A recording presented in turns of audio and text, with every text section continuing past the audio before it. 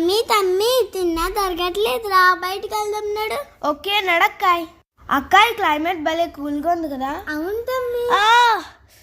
తమ్మి ఏమైంది? ఎలా పడిపోయా? ఏం కాలేదు కదా? ఎందుకంటే ఓవరాక్షన్. Next day.